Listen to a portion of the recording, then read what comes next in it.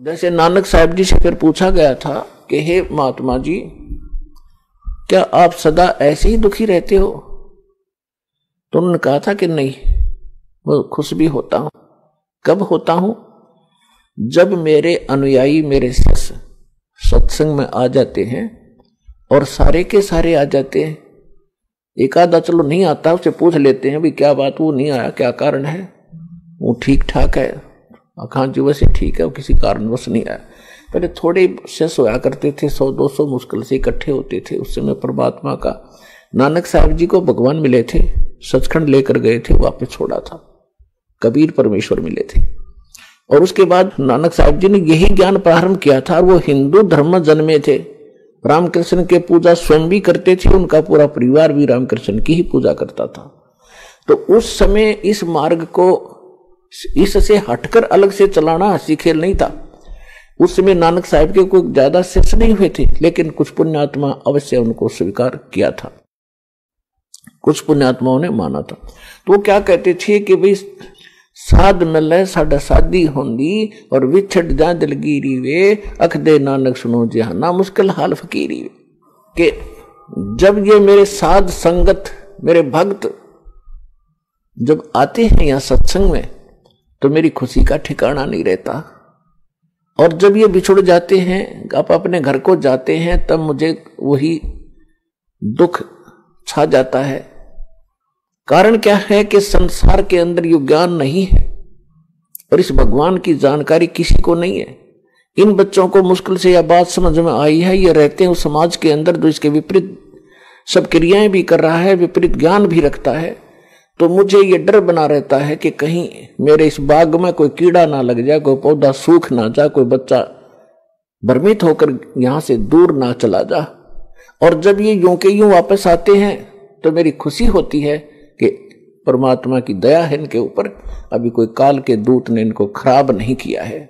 तो साध मिले साडा शादी होंदी, विछड़ जा दिलगिरी वे, अख दे नानक सुनो जहाना, ये मुश्किल हाल फकीरी वे।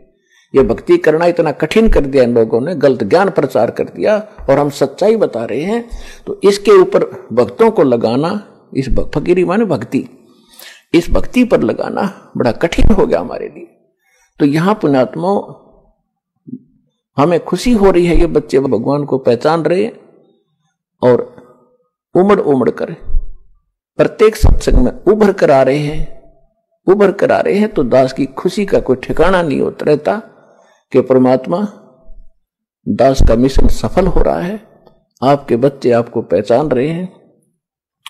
और पुण्यात्माओं, परमात्मा के विचार दास आपको बताता है, इन विचारों को जन जन तक पहुंचाओ, इस मिशन को सफल करो। दास आपको एक सुखद जमाना देगा, पूरा विश्व सुख से जिया करेगा।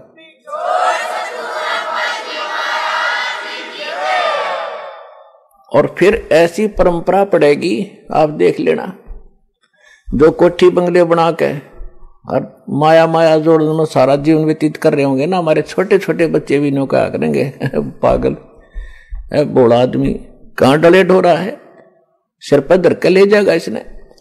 अपने आत्माओं जैसे पहले कहा करते थे बुढ़े बुजुर्ग के, इतना क्यों जोड़ कर धर रहा है इसने कि छाती पर धर के ले जाएगा, तो कुछ भी ना लाता, इसमें से खर्च नहीं करता।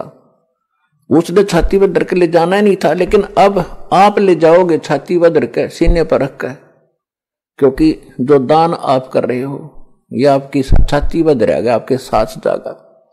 और जो भक्ति कर रहे हो, जो सेवा कर रहे हो, जो परमार्थ कर रहे हो, ये आपकी छाती पर रखा गया। और यहाँ के जीने के लिए तो आपको परमात्मा इस भक्ति से वैसे ही दे देगा। फेसबुक पर हमारे पेज अमर बोध को लाइक करें और यूट्यूब पर अमर बोध चैनल को सब्सक्राइब जरूर करें। संत रामपाल जी महाराज से निःशुल्क नाम दीक्षा लेने के लिए हमारे इन नंबरों पर संपर्क करें। घर बैठे निःशुल्क ज्ञान गंगा या जीने की राह पुस्तक प्राप्त करने के लिए अपना नाम, पूरा पता और मोबाइल नंबर हमारे इन नंबरों पर SMS या WhatsApp करें।